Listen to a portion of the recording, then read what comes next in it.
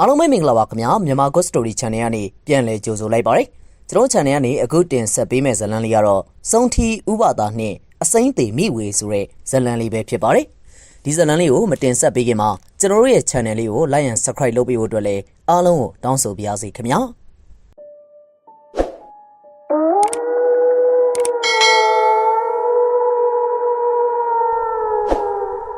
အစိမ့်သေးဆိုတာလူတိုင်းတော့ကြားဘူးပြီးသားဖြစ်မှာပါယောဂရှိလို့သေတာမဟုတ်ဖ ೇನೆ ဘေးတစ်ခုခုကြောင့်ချက်ချင်းကောက်ခါငင်ကသေသွားတဲ့သူတွေကိုအစိမ့်သေးလို့ခေါ်တတ်ကြတယ်မို့လားများသောအားဖြင့်တော့ငွေကြိုက်ကားတိုက်အဲ့ဒီလိုမျိုးပြုံးစားကြီးသေသွားတာကိုအစိမ့်သေးလို့ခေါ်ပေါ်ကြတယ်လေကျုပ်တို့ရက်မှာတော့အတုပါချပုံလေးပြောပြအောင်မယ်တမန်သွေးရိုးသားရိုးသေတယ်ဆိုရင်တော့အိမ်ရှိချမ်းမြေမှာအလောင်းစင်ပြင်ပြီးတော့3ရက်လောက်ထားတတ်တယ်တကယ်လို့ရက်ဝေးရဆွေမျိုးသားချင်းတွေအဝေးရောက်နေတဲ့သားသမီးတွေကိုစောင့်ကျင်နေဆိုရင်တော့9ရက်တစ်ပတ်လောက်တော့ထားရကြတယ်ဒါပေမဲ့ပုံမှန်ဆိုရင်တော့3-4ရက်ထားတာအလွန်ဆုံးပေါ့ဗျာ9ရက်လောက်ဆိုရင်ကိုမသားကြီးကမတရီစရာကောင်းလာပြီဗျ9ရက်လောက်ဆိုရင်တော့ပိုဆိုးတာပေါ့ဗျာနောက်ပြီးတော့ရာသီဥတုအခြေအနေကိုလည်းကြည့်ရသေးတယ်တချို့ကြတော့လေရက်ကြာကြာထားကျင်ကြတယ်အဝေးရောက်နေတဲ့သားသမီးတွေကိုစောင့်ကျင်ကြတဲ့သဘောပေါ့ဗျာဒါပေမဲ့လည်းအလောင်းကအခြေအနေမကောင်းတော့ဘူးဆိုရင်တော့ရွာလူကြီးတွေကဖြောင်းချပြီးတော့အတင်းမဲ့မြေချခိုင်းရတာမဟုတ်ရင်လည်းပုတ်ပွားပြီးတော့နန်းစော်လာပြီဆိုရင်အဲ့ဒီအခေါင်းကြီးကိုဘယ်သူမှမထမ်းကျင်တော့ဘူးလေဒီလိုမျိုးတန်မှန်မဟုတ်ဖ ೇನೆရုတ်တရက်အကြောင်းတစ်ခုခုဘေးတစ်ခုခုကြောင့်တေသွားတဲ့အစိမ့်သေးဆိုရင်တော့ချက်ချင်းကိုတကြိုရတယ်ဗျတကြိုတဲ့အခါမှာလည်းရွာသိမ်းချိုင်းမှာမြေမမြုပ်ကြဘူးလူသေးလောင်းကိုကွင်းပြင်ထဲကိုထုတ်ပြီးတော့မိရှို့ကြရတာထင်းတွေလောင်းစားတွေနဲ့အဲ့ဒီလူသေးကောင်ကိုပြမဖြစ်မချင်းမိရှို့လိုက်ရတာကျုပ်တို့ရွာမှာတေတာနဲ့ပတ်သက်ပြီးတော့အယူအရန်သေးကြတယ်ဗျလူသေးရှိရင်အဲ့ဒီအိမ်ကအိမ်သားတွေကလည်းရက်မလဲမပြီးမချင်းခေါင်းမလျှော်ကြဘူးလူသေးအတုပါပို့ရင်လည်းတယောက်နဲ့တယောက်မဆနောက်အောင်စကားလည်းမပြောရဘူးကလေးတွေနဲ့လူကြီးတွေလူမမာတွေကလူသေးအိမ်အနားကိုညနေဆောင်ရင်မသွားအောင်ဘိုက်ကြီးတွေကလည်းအတုပါလိုက်မပို့အောင်စသည်ဖြစ်မော်ဗျာဒီလိုမျိုးအယူသီးနေကြတဲ့အထဲမှာထူးထူးဆန်းဆန်းဖြစ်သွားတဲ့ဇလန်လေးတစ်ခုကလည်းရှိသေးတယ်ဗျအဲ့ဒီအကြောင်းကတော့နှစ်တွေကြာသွားခဲ့ပြီမဲ့အခုချိန်ထိကျုပ်တို့ရောက်မှာပြောစမှတ်ဖြစ်နေသေးတယ်အဲ့ဒါကတော့အစိမ့်သေးမိဝေဆိုတဲ့အကြောင်းလေးပဲဗျဒီအဖြစ်ကတော့ကျုပ်တို့လူပြိုကြီးဖားဖားဖြစ်တဲ့အရွယ်တော့ဖြစ်ပျက်ခဲ့တာဗျအခုဆိုရင်တော့နှစ်ပေါင်း90နီးပါးကြာခဲ့ပြီပေါ့ဗျာဒါပေမဲ့ကျုပ်ပြောခဲ့တယ်လို့ပဲအခုထိအဲ့ဒီအကြောင်းကိုအများစုကပြောဆိုနေကြတော့မယ်အဲ့ဒီခေတ်မှာလည်းကျုပ်တို့ရွာသိန်းညံကလည်းကောင်းနေပြီဗျအုတ်ဂူတွေသာကြံနေခဲ့တော့သိန်းညံကဇရက်တောင်မရှိတော့အုတ်ဂူ15လုံးလောက်ရှိနေတဲ့နေရာလေးကရွာသိန်းညံဆိုပြီးတော့ပြစရာပဲရှိတော့တယ်အဲ့ဒီနောက်ပိုင်းမှာကျုပ်တို့ရွာ3ရွာကြားမှာတော့မိတကြိုဆက်ပေါ်လာခဲ့တယ်အဲ့ဒီတော့တည်တဲ့သူမှန်သမျှကိုမိတကြိုလိုက်တာဆိုတော့သိန်းညံကိုလည်းမသုံးတော့ဘူးပေါ့ဗျာချမ်းသာလို့ဂူသွင်းကျင်နေဆိုရင်လေရွာသိန်းညံမှာမသွင်းကြတော့ဘဲနဲ့အဲ့ဒီမိတကြိုဆက်ရဲ့နဘေးမှာဂူတွေသွင်းကြတာဒါပေမဲ့ဒီခေတ်မှာတော့ဂူသွင်းတာရှားသွားပြီဗျအခုနဇလန်းကိုပြန်ဆက်ရမယ်ဆိုရင်တော့အမမိဝေဆိုတာကျုပ်တို့ထက်တော့4-5နှစ်လောက်ကြီးလိမ့်မယ်သူ့ယောက်ျားကိုပြိုင်းလို့ခေါ်တယ်ဗျနာမည်ရင်းကတော့ဘာလဲဆိုတာမှတ်မမိတော့ဘူးဗျကိုပြိုင်းကအသားဖြူဖြူနဲ့အရက်ကအရှည်ကြီးပဲအဲ့ဒါကြောင့်မလို့သူ့ကိုပြိုင်းလို့ကြည်စဲပြီးတော့ခေါ်ရင်းနဲ့အဲ့ဒီနာမည်ကတွင်သွားတာကိုပြိုင်းကတော့ကျုပ်တို့ရွာစားတီးတော့မဟုတ်ဘူးဗျအထက်ချင်းတွင်းဘက်ကရှမ်းတယောက်လို့တော့ပြောတယ်အဲ့ဒါကြောင့်လေကိုပြိုင်းကအသားဖြူတာပေါ့ဗျာကျုပ်တို့လိုအညာသားတွေရဲ့အသားကတော့တိတယ်မို့လားထညက်ရောင်ပေါ့ကိုပြန်းကကျုပ်တို့ရွာမှာစပားလာဝယ်နေကြလူသူတထေးကမြင်းသားမြို့မှာစံဆက်လုပ်တယ်စံလဲရောင်းတယ်ဆိုတော့ကျုပ်တို့ရွာတွေကစပားတွေကိုကိုပြိုင်းတို့ကလိုက်သိမ်းရတာဗျနောက်တော့အဲ့ဒီစပားတွေကိုသူတထေးရဲ့စံဆက်မှာကြိတ်ခွဲပြီးတော့စံပြန်ရောင်းတာပေါ့ဗျာအမမိဝေရဲ့မိဘတွေကလည်းလဲတွေလုပ်တယ်လေတနှစ်တော့ကိုပြန်းကစပားလာဝယ်နေတဲ့အမမိဝေနဲ့ချစ်ကြိုက်သွားတာပေါ့ဗျာနောက်တော့လေကိုပြိုင်းတယောက်ကျုပ်တို့ရွာကြီးပဲစပားတွေလာဝဲနေတာ3-4လလောက်ကြာတော့အမမိဝေတယောက်ကိုပြိုင်းစပားလာတိုက်တဲ့လှဲနဲ့ခိုးရလိုက်သွားရောဗျို့အမမိဝေရဲ့မိဘတွေကရွာမှာငွေရှိတဲ့သူတွေလို့ပြောလို့ရတယ်ဒီတော့ကိုပြိုင်းလိုအခြေအနေမရှိတဲ့သူနဲ့ဘယ်လိုလုပ်ပြီးသဘောတူမှာလဲဒါနဲ့ပဲအမမိဝေလည်းအချစ်ရဲ့ခေါ်ဆောင်ရနောက်ကိုလိုက်သွားခဲ့တာပေါ့ဗျာတရက်တော့အမမိဝေတို့မိဘတွေကကျုပ်တို့နေအိမ်ကိုရောက်လာတယ်ဗျတကြီးမိဝေတယောက်တန်းမြင့်ရွာမှာနေတယ်လို့သတင်းရထားတယ်တကြီးကျုပ်တို့အဲ့ဒါသွားပြန်ခေါ်ခြင်းလို့အမမိမွေရဲ့အမျိုးတွေကလည်းတော်တော်လေးဒေါသထွက်နေတဲ့ပုံပဲသူတို့ဒေါသထွက်မယ်ဆိုရင်လည်းထွက်ချင်စရာဗျအမမိဝေကအသားမဲတယ်ဆိုပေမဲ့ရုပ်ရည်ကတော့တော်တော်ချောတယ်လို့ပြောလို့ရတယ်အသားညွညွကလည်းဝင်းပြီးတော့ညက်နေတာဗျလေတိုင်လေးတွေလက်စစ်ခြေစစ်လေးတွေဆိုရင်လည်းတွေ့လှရလေးတွေကြည့်ကောင်းတယ်ဗျအဲ့ဒါကြောင့်လည်းအလှတန်းနေဆိုရင်ကုန်းအောင်ကန်းရတယ်ဒီတော့အသားဖြူဖြူရက်ရှည်ရှည်ဖြစ်နေတဲ့အပြင်အခြေအနေမရှိတဲ့ကိုပြိုင်းနဲ့သဘောမတူတာသဘောဝကျပါတယ်သူတို့ကပြန်သွားခေါ်ခြင်းပုံရမှန်းကိုအဖေကလည်းသိလိုက်တယ်ဗျခမရတို့ကဘာလုပ်ချင်လို့လဲကျုပ်တို့သမီးကိုသွားပြန်ခေါ်မယ်ဗျာဟာဒီမဲ့ဥတို့ခမရတို့သမီးကိုချစ်တယ်ဆိုတာတော့သိပါတယ်ဗျာ ဒါပေမဲ့သူလည်းအတောင်ဆုံးအရွယ်ရောက်နေပြီအခုလည်းသူ့ချစ်သူနဲ့အကြောင်းပါနေပြီဆိုတော့ခမရတို့အေးအေးဆေးဆေးပဲဖြည့်ရှင်းလိုက်ကြတာကောင်းမယ်ဗျဦးတိုးဆိုတဲ့လူကြီးကတော့အရန်ကိုဒေါသထွက်နေတာဒီမင်းတကြီးခမရသမီးလင်းနောက်လိုက်တာမဟုတ်လို့ခမရဒီစကားမျိုးပြောထွက်တာဗျကျုပ်သမီးကိုကျုပ်ပြန်ခေါ်မယ်ဒီလိုကောင်နဲ့တော့နောက်ထပ်လုံးဝပတ်သက်ခိုင်းတော့မှာမဟုတ်ဘူးဗျစင်စင်လာလာလေးလောက်ပါအောင်ဦးတိုးရခမရသမီးကိုပြန်ခေါ်လာရင်လေခမရသမီးကအပြိုပြန်မဖြစ်တော့ဘူးဗျအပြိုတွေအိုးတွေကျုပ်မသိဘူးဗျကျုပ်သမီးကိုကျုပ်ပြန်ခေါ်မယ်ရွာလူတွေဘလောက်ပဲကဲ့ရဲ့ကျုပ်သမီးကိုကျုပ်ပြန်ခေါ်ထားမယ်အခုတကြီးကိုပြောတယ်ဆိုတာလေတကြီးကိုသိအောင်လို့လာပြောပြတာကျုပ်တို့ခုပဲသွားခေါ်ကြတော့မှာလက်လွန်ချေလွန်တော့မဖြစ်ပါစေနဲ့ဗျာဟိုဗျာလွန်သွားရင်လေကျုပ်ဒီလိုကောင်တက်ပြီးတော့ထောင်ထဲကိုဝင်မယ်ကျိုးစင်တက်မယ်ဗျာဦးတိုးရဲ့ဒေါသထိမ့်မရတော့ဘူးဗျဒါနဲ့ပဲအဖေကအင်ကြီးဝေစားလဲပြီးတော့ကျုပ်ကိုလှဲပြင်ခိုင်းလိုက်တယ်မသားကြီးလာကွာသူတို့ကြီးဆိုရင်တော့လက်လွန်ချေလွန်နေဖြစ်ကုန်မယ်ကွာငါတို့ပါလိုက်သွားမှာကောင်းမယ်ဒါနဲ့ပဲဦးတိုးတို့လှဲနောက်ကနေကျုပ်နဲ့အဖေနဲ့လည်းလိုက်ခဲ့တာပေါ့ဗျာဦးတိုးတို့လှဲမှာလဲယောက်ျားသားတွေ 4-5 ယောက်လောက်ပါတယ်နောက်မှသိရတာကတော့ဓားတွေလှန့်နေကိုပါဖွက်ပြီးတော့ယူလာခဲ့ကြတာလေဗျသိမကြပါဘူးတိုင်းမြေရွာကိုရောက်တယ်ညနေတော့စောင်းနေပြီဒါနဲ့ပဲသတင်းရတဲ့အတိုင်းရွာစုံကအိမ်တအိမ်ကိုဝိုင်းကြတယ်နောက်တော့မှအိမ်ထဲကနေအမမိဝေကထွက်လာတယ်ဗျဟဲ့သမီးမလာခဲ့စမ်းနင်ငါတို့နဲ့ပြန်လိုက်ခဲ့အမမိဝေကကိုပြိုင်းလက်ကိုဆွဲပြီးတော့ခေါင်းခါပြတယ်ကိုပြိုင်းကလည်းလက်အုပ်လေးချီပြီးတော့ကျွန်တော်ကိုခွင်းလို့ပါဗျာကျွန်တော်တို့ကိုမခွဲကြပါနဲ့မခွဲလို့ရမလားကွာမင်းလိုကောင်ကသူများခိုင်းဘက်ကများငါသမီးကိုမှန်းကျင်သေးတယ်သမီးငါတို့နဲ့ပြန်လိုက်ခဲ့လို့ပြောနေရနော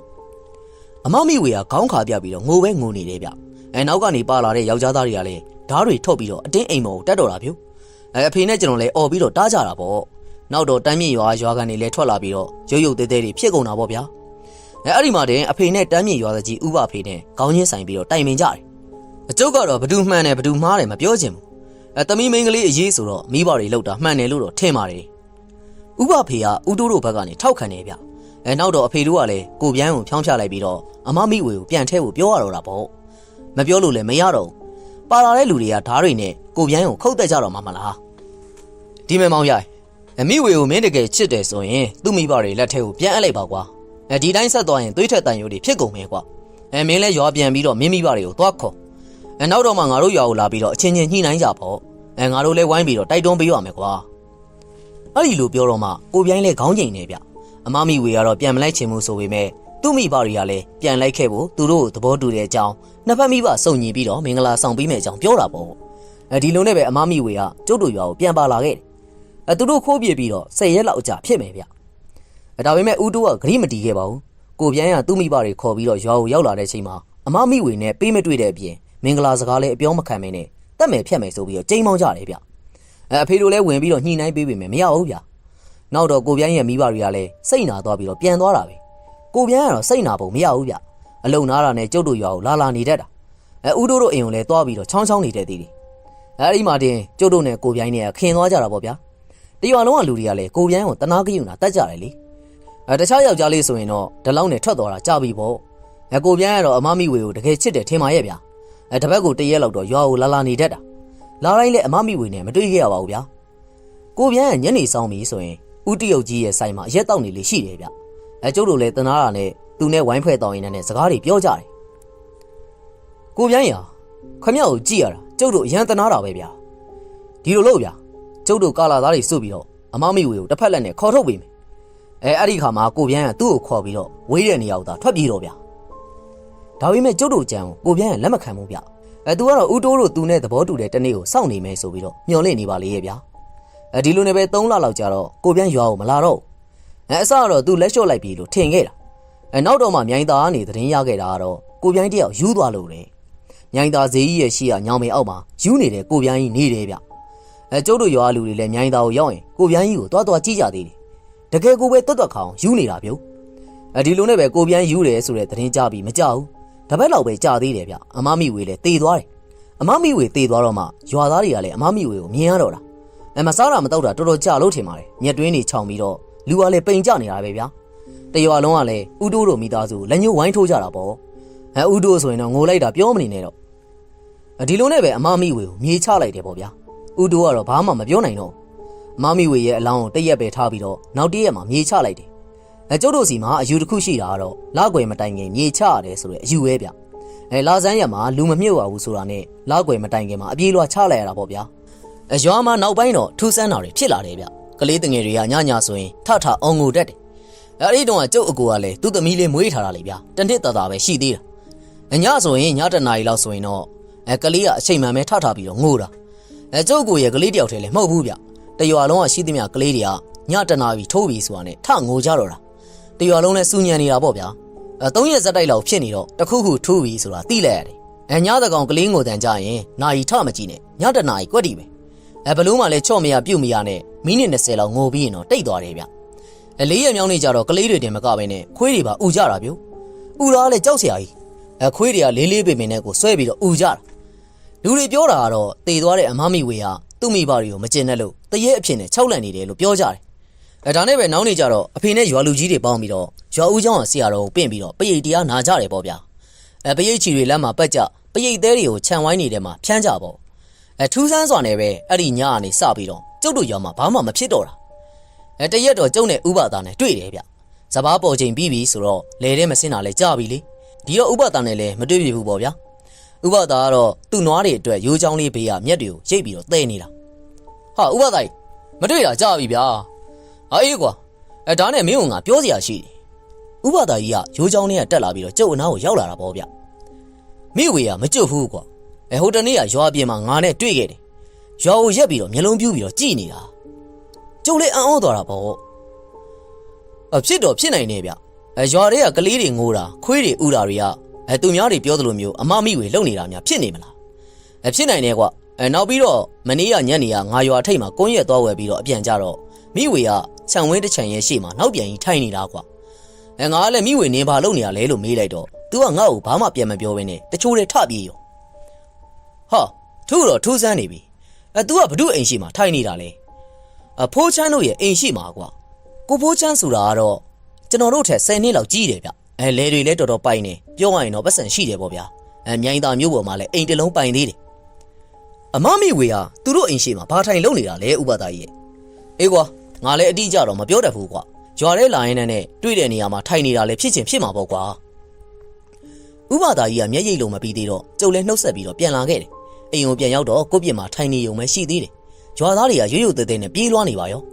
ာဆက်စုတဲ့ကျုပ်လည်းရွာသားတယောက်ကိုလှမ်းမေးလိုက်တယ်ဟေးဘာတွေဖြစ်နေရလဲဗျရမ်းဖြစ်တာလားဖိုးချမ်းရဲ့သမီးလေးလှေကားပေါ်ကနေပြုတ်ကြတာကွာခြေထောက်ကနောက်ပြန်ရင်ဖြစ်နေတဲ့ကျုပ်လည်းထူးဆန်းသွားတာပေါ့ထူးဆန်းတာကတော့ခြေထောက်နောက်ပြန်ဖြစ်တာရဲ့နောက်တစ်ခုကမနေ့ကအမမိဝေသေရဲမကြီးကအဲ့ဒီအိမ်ရှိမှာထိုင်နေတယ်လို့ဥပဒါကြီးကပြောတယ်မလားကျုပ်လည်းပစိုးပြင်ဝဲပြီးတဲ့နောက်မှာရွာသားတွေအနောက်ကိုပြေးလိုက်တာပေါ့ဗျာကျုပ်လည်းကိုဖိုးချမ်းတို့အိမ်ကိုရောက်တော့အိမ်အောက်မှာလူတွေကအုံခဲနေရပဲဗျကျုပ်လည်းလူအုပ်ကြားထဲတိုးပြီးတော့အိမ်မော်ကိုလှမ်းကြည့်လိုက်တယ်ဆိုရင်ပဲ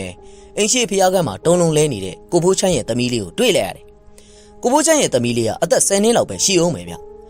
ျသူ့ရဲ့ညာဘက်ခြေထောက်ကဒူးကောင်းကြီးကအနောက်ပြန်ကြီးဖြစ်နေတာဗျအောက်ကခြေဘဝကလည်းနောက်ပြန်ကြီးဖြစ်နေတာရွာလူတွေကတော့တယောက်တစ်မျိုးပြောဆိုနေကြတယ်ကျုပ်လည်းသတိရသွားပြီးတော့ဥပဒါကြီးကိုပြေးခေါ်တာပေါ့ကျုပ်လမ်းတစ်ဝက်ပဲရောက်သေးတယ်မျက်ထုံးကြီးထမ်းပြီးပြန်လာတဲ့ဥပဒါကြီးနဲ့တွေ့ပါလေရောဟာဥပဒါကြီးထူးတော့ထူးနေပြီဗျဟေးဘာတွေထူးနေရလဲကွကိုဖိုးချမ်းရဲ့သမီးလေးလှေကားပေါ်ပြုတ်ကြပြီးတော့ခြေထောက်လိန်ပြီးတော့ခြေဘဝကနောက်ပြန်ကြီးဖြစ်နေတယ်ဗျဥပဒါကြီးကတော့မျက်မှောင်ကျုံလိုက်ပြီးတော့သူ့မျက်ထုံးကြီးကိုလမ်းဘေးကိုပြစ်ချလိုက်တယ်ပြီးတော့ကျုံနဲ့အတူတူပြေးလိုက်တာပေါ့ဗျာမကြပါဘူးကိုဖိုးချမ်းတို့အိမ်ကိုရောက်တယ်ကိုဖိုးချမ်းတို့အိမ်မှာဆေးဆရာကြီးကလည်းရောက်နေပြီဗျခြေထောက်ကိုဟိုဆန်းဒီဆန်းနဲ့လှုပ်နေတ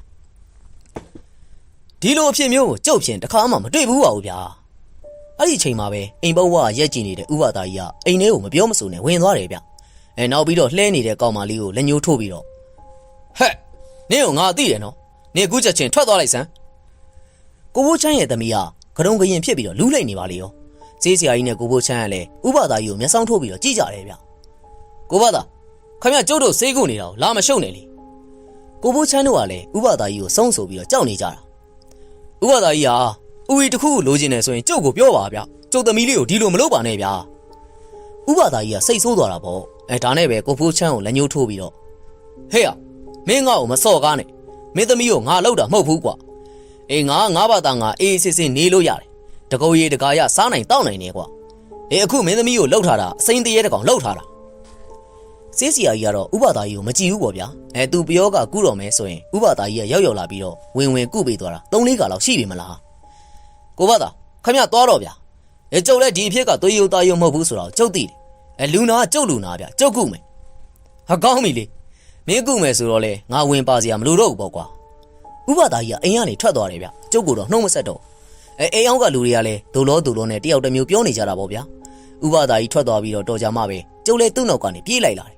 ဥပဒါကြီးကတော့မျက်ထုံးကြီးထမ်းပြီးတော့ခြေလမ်းကျကြီးနဲ့ရှောက်နေတာဗျဥပဒါကြီးစိတ်ဆိုးသွားလားဗျငါစိတ်မဆိုးပါဘူးကွာစိတ်ပြက်သွားတာနောက်ပြီးတော့ငါအမေမှားခဲ့ဘူးတဲ့စကားတွေကိုငါပြန်သတိရသွားတာဥပဒါကြီးအမေကဘာတွေများမှားခဲ့လို့လဲငါသားတဲ့လူတွေကသူ့တတန်းနဲ့သူလာကြပြီးသားတဲ့မင်းဘ누구မှကဲဖို့မစင်းစားနဲ့တဲ့ကွာလူတွေလောက်ကြောက်ဖို့ကောင်းတာလူတွေပဲရှိတယ်တဲ့အမေပြောတာလည်းဟုတ်တယ်ငါအရင်ကတော့ကိုယ့်ရွာသားတွေပဲဆိုပြီးတော့စေတနာနဲ့လိုက်လုပ်ပေးတာအခုတော့ငါပဲရွာလူတွေကိုလုံနေတယ်လို့မျိုးကြီးဖြစ်နေတယ်ကွာဒီတခါတော့ငါဆုံးဖြတ်လိုက်ပြီကွာသူ့တိုက်နဲ့သူ့ကန်သာခံရပြီတော့ပဲဥပဒါကြီးခတ်သက်ရှောက်နေတဲ့ခြေလမ်းကိုကျုပ်လည်းမမီပါဘူးဗျာကျုပ်အိမ်ရှိကိုရောက်တော့ကျုပ်လည်းအိမ်ထဲကိုပြန်ဝင်နေခဲ့တယ်ကိုဘိုးချမ်းရဲ့သမီးလေးကိုဆေးဆရာကြီးကတရေထုတ်ပေးသွားတယ်လို့တော့ပြောတာပဲကျုပ်လည်းနောက်ပိုင်းမှာကိုဘိုးချမ်းတို့အိမ်ကိုတိတ်မသွားပြစ်တော့ဘူးပေါ့ဗျာနောက်နေတော့တဖြည်းဖြည်းနဲ့အခြေအနေဆိုးလာတယ်လို့ပြောတယ်တညတော့အသေးအတန်ဖြစ်တာနဲ့မြိုင်သာဆေးရုံကိုလှဲနဲ့သွားကြတယ်ဗျဒါပေမဲ့လည်းကလေးမလေးကကံမကောင်းရှာပါဘူးဗျာလှဲပေါ်မှာတင်အသက်ထွက်သွားတယ်အစိမ့်သေးဆိုတော့ရွာထဲကိုမသွင်းကောင်းဘူးမို့လားဒါနဲ့ပဲအလောင်းကိုရွာပြင်မှာတညထားပြီးတော့နောက်နေမွန်းလွဲတော့မိရှုကိုလှုပ်ကြတယ်လူသေးမိရှုတယ်ဆိုတာတကယ်တမ်းပြောရရင်တော့တိတ်မလွယ်ဘူးဗျမွန်းလွဲပိုင်းမိရှုရင်ညနေလောက်မှပြီးတတ်တာထင်းနေလောင်စာတွေဆိုတာလည်းတိတ်ကုန်တာလေဒီတော့လူသေးကိုမိရှုကကျုပ်တို့ကာလာသားတွေရဲ့တာဝန်ကြတာပေါ့ဗျာဒီတော့ကျုပ်လည်းမနေတာတော့ရှိသမျှထင်းတွေစုပြီးတော့လူသေးအလောင်းကိုမိရှုမဲ့နေရာကိုလာခဲ့ကြတယ်ရွာမြောက်ဘက်မှာကွင်းခေါင်ကြီးရှိတယ်ဗျအဲ့ဒီကွင်းနားမှာတော့တော်တန်းလေးတစ်ခုလည်းရှိတယ်ကျုပ်တို့ကကွင်းထဲမှာထင်းတွေပုံပြီးတော့ကလေးမလေးအလောင်းကိုတည်လာကြတာပေါ့ဗျာအဲ့ဒီတော့မှကျုပ်ကြည့်လိုက်ပြီးတော့ကလေးမလေးကမြောက်ကောင်းရုပ်လိုမျိုးပိန်ကျနေတာဗျသူစဖြစ်တဲ့နေရာဆိုရင်3-4ရက်လောက်ပဲကြာအောင်ပါဒါပေမဲ့သူ့ရဲ့နောက်ပြန်ကြီးဖြစ်နေတဲ့ခြေထောက်ကြီးကတော့စင်ခြေထောက်ကြီးလိုဖောင်းကားနေတာပဲရေထည့်လာတဲ့ဘူးစီပေါင်းကြီးလိုပေါ့အီဗျမကြပါဘူးyoကျုပ်တို့လည်းအလောင်းကိုမီးစာရှို့ကြတယ်မီးကထင်းကိုဆွဲပေမဲ့အလောင်းကိုမဆွဲဘူးဗျထင်းတဲ့အုပ်သားပြဖြစ်သွားတယ်အလောင်းကဒီတိုင်းပဲသူ့ကိုယ်မှာဝစ်ထားတဲ့အဝတ်စားတွေမီးလောင်သွားပေမဲ့အသားတွေကတော့ဒီတိုင်းပဲဗျကျုပ်လည်းတစ်ခုခုထူးနေပြီမှန်းကိုသိလိုက်တယ်ဒါနဲ့ပဲထင်းထက်ထည့်ပြီးတော့ထက်ရှို့ကြတာပေါ့ဗျာမကြပါဘူးဥပဒါကြီးလည်းကျုပ်တို့နားကိုရောက်လာတယ်ကာလာသားတွေကဥပဒါကြီးကိုတော့ခင်ကြတယ်မလားဥပဒါကြီးရောက်လာတော့အာကိုတကြီးနဲ့အလောင်းကိုမီးမဆွဲတဲ့အကြောင်းပြောကြတာပေါ့ဥပဒါကြီးကခေါင်းတညိမ့်ညိမ့်နဲ့ကြောက်ခဲလေးကိုကောက်ပြီးတော့အလောင်းကိုမီးရှို့တဲ့မီးပုံတွေကိုလှမ်းပစ်ထည့်လိုက်တယ်ကြည့်နေတော့မှပဲအလောင်းရဲ့သပင်းတွေအသားတွေကိုမီးဆွဲလာတော့တာပဲဗျကျုပ်လည်းဥပဒါနားကိုကတ်သွားလိုက်တယ်ဥပဒါကြီးအလောင်းကဘာဖြစ်တာလဲဗျအောက်လန်းအတိုက်ခံရတာကွာဒီကောင်မလေးကကန်နေနေလို့သူ့အရင်ဆုံးထိတာဖြစ်မယ်တိုက်တဲ့လူကလည်းတော်တော်လေးကိုအကျင့်ရုပ်တဲ့လူပဲကွာအသေးကိုလှုပ်သွားတာကျုပ်လည်းကြောက်သွားတာပေါ့ဒါနဲ့ဘယ်သူလှုပ်တယ်လို့ထင်လဲဗျဘာကြောင့်လှုပ်တာလဲငါနဲ့မဆိုင်ဘူးလေကွာငါဒီတိုင်းကြည့်ရင်သိမလားကွာဒီတိုင်းသာဆိုရင်တော့သူတို့အိမ်ကကြံတဲ့မိသားစုတွေပါဆက်ဖြစ်နေမှာပဲဟေးလှုပ်ဆန်းမှာဥပဒါကြီးဟာသူတို့ကိုမတနာဘူးလားဗျသူတို့ကိုကုပေးလိုက်ပါဗျာဟာနေစမ်းပါကွာမင်းတို့ဆေးစရာကြီးရှိတယ်မလားကွာသူခုပေးမှာပေါ့ကွာဒီတခါတော့ကျုပ်ဥပဒါကြီးကိုဘလို့မှပြောလို့မရဘူးဗျသူကလည်းစိတ်နာသွားပုံရတယ်ကလေးမလေးအလောင်းကညနေလောက်မှပြအကုန်ကြတယ်ကျုပ်ကတော့တေသွားတဲ့အမမိဝင်နဲ့တခုခုပတ်သက်နေရမယ်လို့တော့တွေးနေမိသေးတယ်တပတ်လောက်ပဲကြာလိမ့်မယ်ထင်တယ်ဗျကိုဘိုးချမ်းလဲသူ့သမီးရဲ့စိတ်နဲ့အရက်တွေလှိမ့်တော့ပြီးတော့မူးနေတာကိုတီယိုကြီးဆိုင်မှာအရက်တော့ပြီးတော့ထွက်လာလမ်းပေါ်မှာသွားနေတဲ့နွားကလိုက်ဝေလို့ရင်ဘက်မှာဒဏ်ရာကြီးကလည်းနဲတာမဟုတ်ဘူးဗျသူမိန်းမကလည်းတရှောင်ရှောင်နဲ့သူ့သားအကြီးဆိုရင်စကားမေးလို့မရဘူးတမိုင်မိုင်တထူထူဖြစ်နေရလေရွာလူတွေကတော့သူ့သမီးတေသွားလို့စိတ်ထိခိုက်နေကြတယ်လို့ထင်နေကြတာတရက်တော့ဆေးဆရာကြီးကတုတ်နဲ့ကျုပ်တို့အိမ်ရှိကနေရှောက်သွားတယ်အဖေလည်းထိုင်နေတာမဟုတ်လို့ဆေးဆရာကြီးကိုလှမ်းနှုတ်ဆက်တာပေါ့ဗျာဘယ်သွားမလို့တော့ဆေးဆရာကြီးရဲ့ဖိုးချမ်းအိမ်ကပြန်လာတာဟေးဖိုးချမ်းအခြေအနေမကောင်းဘူးသွေးတွေအန်ထွက်နေလို့ကွာငါလည်းဆေးပြန်ယူတာဆေးဆရာကြီးထွက်သွားတော့ကျုပ်လည်းအဖေကိုကြည့်လိုက်တယ်နောက်တော့ဥပဒါကြီးပြောထားခဲ့ဘူးသူများကိုအဖေကိုပြန်ပြောလိုက်တယ်အဖေကလည်းအရန်ကိုထိတ်လန့်နေရလေမင်းကွာငါ့ကိုစောစောကမပြောတာမဟုတ်ဥပဒါကြီးကဒီတခါတော့သူဝင်ပြီးတော့မပါတော့ဘူးတဲ့အဖေ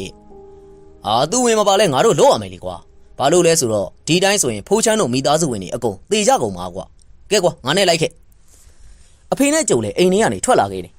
အဖေကဥပဒါကြီးအိမ်ကိုသွားနေမှလည်းကျုပ်သိလိုက်တယ်ဗျဥပဒါခြံထဲကိုဝင်လိုက်တော့ဥပဒါကြီးကနွားစာတွေဆင်းနေတာတကြီးလာဗျာအလားထူးလို့ပါလားဟုတ်တယ်ဥပဒါကြီးဥပဒါကိုအကူကြီးတောင်းစရာရှိလို့ဖိုးချမ်းတို့ကဲပေးလိုက်ပါဗျာဥပဒါကြီးရဲ့ရုပ်ကတော့တီသွားတယ်ဗျ လူတွေကတေးကန်ပါရင်တေးမှာပဲဗျဒီတခါတော့ကျုပ်ဝင်မပါတော့ရွာတွေကလူတွေကလည်းကျုပ်ကိုမကြည်ဘူးရဘူးမို့လားဒီလိုတော့မလုပ်ပါနဲ့ဗျာကျုပ်တို့ကတရွာတဲ့သားချင်းနေပါရွာတွေကဘသူပဲတည်တည်ကောင်းတဲ့အရာမှမဟုတ်တာဗျအခုတိုင်းဆိုရင်ရွာနာအောင်ပဲပုံမဲဗျကျန်တဲ့လူတွေမသေးအောင်လို့တားဆီးပေးပါဗျာ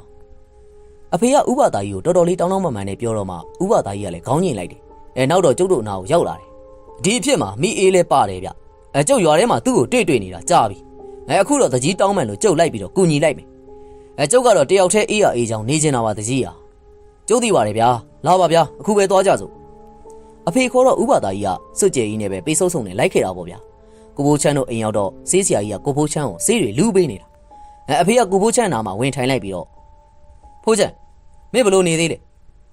ကိုဘိုးချမ်းစကားပြောဖို့လှုပ်လိုက်တယ်ဗျအဲ့ဒီအချိန်မှာပဲပြုတ်အန်တက်လာပြီးသူ့နာကထွေးကန်ကိုလှမ်းယူလိုက်တယ်ထွေးကန်ထဲကိုတဝဝနဲ့အန်ချပြီးတော့ထွေးကန်ကိုကြုတ်ကြည့်လိုက်တော့သွေးတွေကြီးပဲပြည့်နေတာဗျဟဲ့ကောင်မလာစမ်းဟာဥပဒါလေထဲမှာလက်ဝါးတွေပိတ်ပိတ်ပြီးတော့ရိုက်နေတာပြီးတော့ကိုဘိုးချမ်းရဲ့ခေါင်းပေါ်ကနေတခုခုကိုဆွဲချသလိုလှုပ်လိုက်တယ်လက်တစ်ဖက်ကတော့တခုခုကိုစုပ်ကင်ထားတဲ့ပုံမဲဗျနောက်ပြီးတော့ကိုဘိုးချမ်းရဲ့မိန်းမကိုလည်းအဲ့ဒီတိုင်းပဲဆွဲချလိုက်တယ်အိမ်ရှိမှထိုင်နေတဲ့သူ့သားအကြီးကောင်ကတဝါဝါတန့်ပြီးတော့အိမ်ပြင်ကိုကြည့်နေတယ်ဗျအကြီးကောင်ခေါင်းကိုလည်းလက်နဲ့ရစ်ပြီးတော့ဆွဲချသလိုဟန်လှုပ်လိုက်တယ်ပြီးတော့အကြီးကောင်ရဲ့ခေါင်းကိုသူ့လက်နဲ့ထောက်ခနဲမီအောင်ခောက်ချလိုက်တယ်ဗျအကြီးကောင်ကတော့လက်နိုးသွားသလိုဖြစ်ပြီးတော့ကျုပ်တို့ဘက်ကိုလှည့်ကြည့်တယ်အဖေရွာလူကြီးလာတယ်ပြုတ်သူ့ဖေဘက်ကိုလှည့်ကြည့်လိုက်တော့အကြီးကောင်လည်းအံ့ဩသွားပုံရတယ်အဖေဘာဖြစ်တာလဲဗျဥပဒါအိမ်ပေါက်ဝကနေထွက်လိုက်တယ်ဗျကျုပ်လည်းသူ့နောက်ကနေပြေးလိုက်ခဲ့တာပေါ့ဗျနေရလဲတော်တော်စောင်းနေပြီအကောင်းငယ်မှာလည်းလက်ကျန်နေအောင်နည်းနည်းရလွှဲရင်အမောင်တွေကဖုံးအောင်နေပြီဗျဥပဒါဘယ်သွားလဲဗျကျုံမေးပေမဲ့ဥပဒါဘာမှပြန်မပြောရွာပြင်ကိုမပြေးုံတမဲသွားနေတာရွာပြင်ဇရက်ကိုရောက်တော့မှသူ့လက်တွေကိုဇရက်ပေါ်ကိုပြစ်တင်လိုက်တယ်နင်တို့မလှုပ်ကြနဲ့နင်ငါအကြောင်းကိုသိတယ်မို့လားမိဝေဥပဒါပြောနေတာကိုကြည့်ပြီးကျုပ်လည်းထူးဆန်းသွားတယ်ကျုံမျက်လုံးထဲမှာဘာဆိုဘာမှမမြင်ရဘူးလေဥပဒါကြီးကကျုပ်ဘက်ကိုလှည့်ပြီးတော့ဟေးမင်းသူတို့ကိုကြည့်မလားကျုပ်လည်းခေါင်းညိလိုက်မိတယ်ဗျဥပဒါကြီးကသူ့လက်ညိုးကိုပါဇက်ထဲကိုထည့်လိုက်ပြီးတော့ကွန်းသွေးတွေပေနေတဲ့သူ့ရှာကိုပုတ်လိုက်တယ်နောက်ပြီးတော့အဲ့ဒီလက်ညိုးနဲ့ကျုပ်မျက်လုံးတစ်ဖက်ကိုလက်ဝဲရစ်အတိုင်းပုတ်တက်လိုက်တယ်ဗျကဲမင်းမျက်လုံးတစ်ဖက်ကိုပိတ်ပြီးတော့ကြည့်လိုက်ကွာသူပုတ်ပေတာဘယ်ဘက်မျက်လုံးမို့လို့ကျုပ်လည်းညာဘက်မျက်လုံးကိုမှိတ်ပြီးတော့ကြည့်လိုက်တယ်ကျုပ်လည်းအရန်ကိုထိတ်လန့်သွားတယ်ဗျဘာလို့လဲဆိုတော့ဇရက်ပေါ်မှာတရေမာကြီးသုံးကောင်စောင်းကြောင်ကြီးထိုင်နေကြတာတယောက်ကတော့အမမိဝေကျန်တဲ့နှစ်ယောက်ကတော့အိုကြီးအိုမတွေပါဗျာသပင်ရှည်ကြီးတွေကလည်းဖွာလန်ကျဲပြီးတော့ဖာရကြနေတာနင်တို့ဘသူခိုင်းတာလဲမှန်မှန်ပြောစမ်းတရေမာတွေကဗဇက်တွေပိတ်ထားတယ်ဗျဥပဒါကြီးကလည်းတရေမာတစ်ကောင်ကိုလက်ညှိုးထိုးပြီးတော့နင်ငါ့ကိုလိန်လို့မရဘူးနော်နင့်ကိုဘသူခိုင်းတယ်လဲဆိုတာပြောစမ်းတရေမာကြီးကရီမောနေတယ်ဒါနဲ့ပဲဥပဒါလက်ညှိုးကိုစက်ခနဲ့ထိုးလိုက်တယ်ဆိုရင်ပဲတရေမာအော်ဟစ်ပြီးတော့လူးလိန်နေတာပြောစမ်းမပြောရင်ပို့နာမယ်နော်ကျုပ်တို့သခင်ကကျုပ်တို့ကိုခိုင်းထားတာပါအစိမ့်တိုက်ထားတာပါနင်တို့သခင်ကဘာတူလဲမပြောရဘူးသူ့နာမည်ပြောရင်ကျုပ်တို့ကို तू ကနှိပ်စက်တော့မှာအဲ့ဒီခွေးကောင်ရဲ့အစိမ့်တိုက်တွေကိုငါအကုန်ဖြတ်မယ်နင်တို့တွေသွားကြတော့ဒီကနေထွက်သွားတော့တရေမာကြီးတွေကလည်းဇရက်ပေါ်ကဆင်းပြေးသွားပေမဲ့အမမိဝေကတော့ငိုနေတယ်ဗျဟဲ့မိဝေညီကယောဂဖြစ်ပြီးတော့သေတာမဟုတ်ဘူးလားအမမိဝေကခေါင်းခါလိုက်တယ်မဟုတ်ပါဘူးဦးကြီးရဲ့ကျမအိတ်ဆေးတွေတောက်ပြီးတော့ကိုတက်သေးခဲ့တာပါဥပဒါရောကျုပ်ရောမျက်လုံးပြူးသွားတယ်ဒါဆိုရင်နင်ကအစိမ့်သေးပေါ့ဟုတ်ပါတယ်ကျမတို့ရဲ့သခင်ကကျမအလောင်းကအသားစားကိုယူသွားပြီးတော့ကျမကိုဖမ်းချုပ်ထားတာပါဥပဒါကြီးကတောက်တစ်ချက်ခောက်လိုက်တယ်ဗျအမမိဝေရပဲဆက်ပြီးတော့ပြောတယ်ကိုပြိုင်းကိုကယ်နေပေးပါဦးကြီးကျမတို့အဖေကအဲ့ဒီဆရာကိုငှားပြီးတော့ကိုပြိုင်းနဲ့ခွဲရအောင်စီစဉ်ခဲ့တာပါအဲ့ဒီဆရာကိုပြိုင်းကိုယူသွားအောင်လို့အောက်လန်းအတိုက်နဲ့ပြုတ်လုပ်ခဲ့တာပါဟာတော်ရုံမာတဲ့လူကွာနင်သေးသွားတာတိတော့လေအစိမ့်သေးမှန်းတိလို့နင်ကိုပြန်မွေးထားတာပေါ့ဟုတ်လားအမမိဝေကခေါင်းညင်လိုက်တယ်ဥပဒါကြီးကလည်းခေါင်းညင်လိုက်တယ်ဗျကောင်းပြီမိဝေညီးသွားတော့ငါမကြခင်ညီးကိုလာခဲ့ပဲအမမိဝေလည်းဇရက်ပေါ်ကနေနောက်ပြန်ရင်ဆင်းပြီးတော့ပြေးသွားတာဗျဥပဒါကြီးကတော့ကျုပ်ဝေထားတဲ့ပစိုးကပောင်စားနဲ့ကျုပ်မျက်လုံးကိုလက်ရရဲပြန်ပြီးတော့တုတ်ခိုင်းလိုက်တယ်ကျုပ်တုတ်လိုက်တော့ဘာမှမမြင်တွေ့ရတော့ကျုပ်နဲ့ဥပဒါကြီးလည်းရွာထဲကိုပြန်လာခဲ့ငါ့ကိုတန်မြာသီးလေးလုံးနဲ့ဖြာချုပ်တဲ့အကြီးလေးကိုပေးဟဲ့ကိုဖိုးချမ်းရဲ့အိမ်သားတွေကဥပဒါကြီးတောင်းတဲ့အတိုင်းပေးလိုက်တယ်ဥပဒါကြီးကတော့တန်မြာသီးတွေကိုအဲ့ဒီအကြီးနဲ့ထုတ်ချင်းဖောက်အောင်ထိုးပြီးတော့အိမ်ရဲ့ခြံလေးတောင်မှာအက်တွေကိုအိမ်ဘက်ကိုလှည့်ပြီးတော့မြေမြုပ်ခိုင်းလိုက်တယ်ဗျမကြပါဘူးဗျအိမ်ရှိလှေကားရင်းကနေဟုံကနေမီးခိုးတွေထွက်လာတာကျုပ်တို့လည်းအံ့ဩလို့မဆုံးဘူးဗျအတိုက်တွေအားလုံးရှင်းပြီးသွားပါပြီမနက်ဖြန်ကျရင်တန်မြာသီးတွေကိုပြန်ဖော်ပြီးတော့လွှတ်ပစ်လိုက်ပါ ခင်ဗျားတို့အကုန်လုံးလည်းပြန်ကောင်းသွားပါလိမ့်မယ်နောက်နေ့မှာကိုဘိုးချမ်းတို့လည်းတက်တာလာတယ်ဗျယောဂါတွေကိုယူပြစ်တယ်လို့ကိုပျောက်သွားတာအဲ့ဒီနောက်ပိုင်းမှာတော့ကိုဘိုးချမ်းကဥပဒါကြီးကိုလေးလေးစားစားနဲ့ဆက်ဆံတော့တာပဲဗျသူတို့မိသားစုလည်းဖရာတရားပို့လို့လာခဲ့တယ်ကျုပ်ကလည်းဥပဒါကြီးကိုလှုပ်တဲ့လူသိသလားလို့မေးတော့သူကခေါင်းငိမ်ပြတယ်လူသွားရင်ခြေရကြံတယ်လို့အောက်လန်းနေပညာရပ်ပိုင်းနေမှာလဲခြေရလက်ရတွေကြံနေခဲ့တယ်ကွာဒီတိုင်းလိုက်ရင်ဘသူလှုပ်တယ်ဆိုတာကိုသိဖို့လွယ်လွယ်လေးပါကျုပ်အတန်တန်မေးနေပြီမဲ့ဥပဒါတော့နာမည်ထုတ်မပြောဘူးဗျကိုပြန်းကိုလည်းကျုပ်တို့ကယ်လိုက်နိုင်တယ်နောက်ပိုင်းမှာအဲ့ဒီအောက်လန်းဆရာကလည်းဒီထက်ပိုပြီးကြမ်းတမ်းလာတော့မှဥပဒါကြီးကအောက်လန်းဆရာကိုပညာပေးလိုက်တာပေါ့ဗျာကျွန်တော် channel ကနေအခုတင်ဆက်ပေးခဲ့တဲ့ဇာတ်လမ်းလေးကတော့စုံထီဥပဒါနှင့်အစိမ့်အသေးမိဝေဆိုတဲ့ဇာတ်လမ်းလေးပဲဖြစ်ပါတယ်နောက်ထပ်လည်းဘလို့စိတ်ဝင်စားပွဲကောင်းတဲ့ဇာတ်လမ်းတွေကိုထုတ်လွှင့်တင်ဆက်ပေးမယ်ဆိုတာစောင့်မျှော်ခံစားနားဆင်အားပေးကြပါအောင်ခင်ဗျာနားဆင်အားပေးခဲ့ကြတဲ့ပရိသတ်များအားလုံးကိုအထူးပဲကျေးဇူးတင်ရှိပါတယ်ခင်ဗျာ